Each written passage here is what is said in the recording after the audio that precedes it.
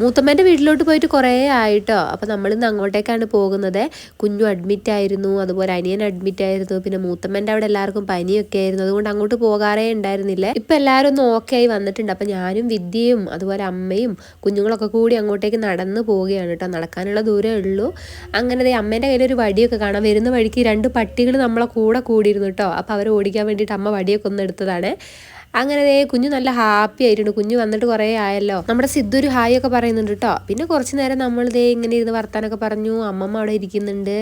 അങ്ങനെ പിന്നെ ചായ കുടിക്കാനുള്ള സമയമായപ്പോൾ മൂത്തമ്മ ചായ എല്ലാം കൊണ്ടുവന്നു. പിന്നെ നമുക്ക് കഴിക്കാൻ നുറുക്കും മടക്കും അതുപോലെ തന്നെ ബിസ്ക്കറ്റും ഒക്കെ ഉണ്ടായിരുന്നു കേട്ടോ. അങ്ങനെ ചായ കുടിച്ചുകൊണ്ടിരിക്കുകയാണ്. നാത്തുമാർ 2 പേരും വന്നിട്ടില്ല കേട്ടോ. അവർ വരുമ്പോൾ ഒരു 5, 5:30, 6 മണിയൊക്കെ ആകും. കുറച്ച് കഴിഞ്ഞപ്പോൾ നമ്മൾ വീട്ടിലോട്ട് തന്നെ വന്നിട്ടോ. വരുന്ന വഴിക്ക് ഞാൻ കുറച്ച് സാമ്പാർ കഷ്ണങ്ങളൊക്കെ വാങ്ങാൻ വേണ്ടിയിട്ട് ഒരു കടയിൽ കയറി.